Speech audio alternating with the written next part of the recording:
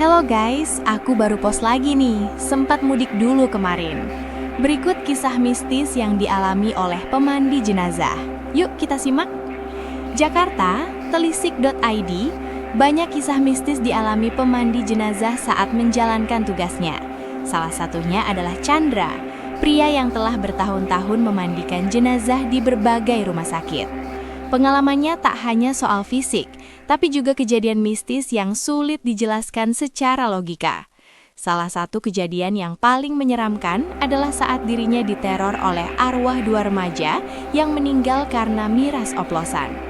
Peristiwa ini terjadi pada tahun 2019 dan meninggalkan trauma mendalam bagi Chandra serta keluarganya. Chandra adalah pemandi jenazah asal Tanah Abang, Jakarta Pusat. Sejak usia 16 tahun, ia sudah mulai belajar memandikan jenazah dari gurunya, Haji Haris. Awalnya, Chandra merasa enggan ketika ditawari untuk ikut. Pak Haji bilang mau ikut loh, saya bilang nggak mau. Ujar Chandra seperti dikutip dari Tribun News Kamis 27 Februari 2025. Namun rasa penasarannya membuatnya akhirnya tertarik dan mulai belajar dari sang guru. Pada usia 18 tahun, ia mendapat panggilan dari Lembaga Pemulasaran Jenazah DKI Jakarta untuk menjadi ahli pemulasaran jenazah. Saya sudah 28 tahun menjadi pemandi jenazah, katanya. Kisah mistis yang dialami Chandra bermula dari kematian dua remaja akibat miras oplosan. Dua remaja berusia 14-15 tahun baru bekerja seminggu di tempat cutting stiker. Mereka bersama dua teman lainnya mencampur alkohol 70% dengan minuman berenergi dan obat nyamuk cair.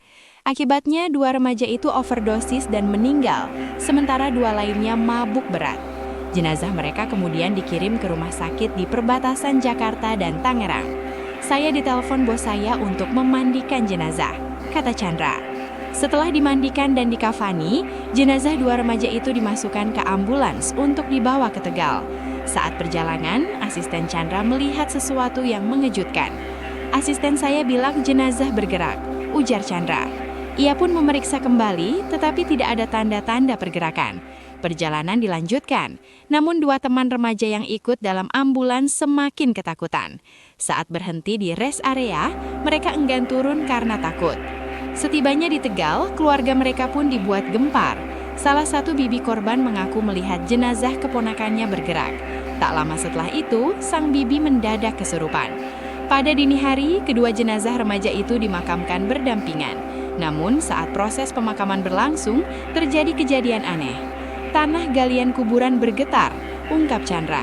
Tak lama kemudian, muncul seekor ular sanca dari dalam tanah. Hal ini membuat warga sekitar ketakutan. Setelah pemakaman selesai, Chandra pun pulang ke Jakarta. Namun, teror belum berakhir. Setelah sampai di rumah, istri Chandra bercerita ada dua remaja yang mencarinya. Mereka melihat ikan di kolam dan berkata, "Bu, ikannya dijual aja." Saat istri Chandra hendak menyuguhkan kopi, kedua remaja itu menghilang. Malam harinya kejadian semakin menyeramkan. Saat mereka tidur, jendela kamar diketuk.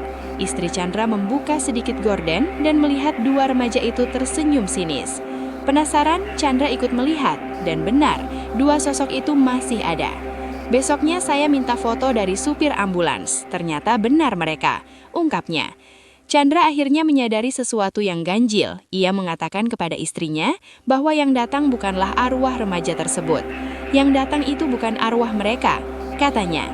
Menurutnya, yang muncul adalah jin yang menyerupai dua remaja itu untuk menyesatkan manusia. Sejak kejadian itu, Chandra semakin berhati-hati dalam pekerjaannya. Terima kasih, sekian kisah yang saya ceritakan yang ditulis oleh penulis Ahmad Jailani, editor Fitrah Nugraha.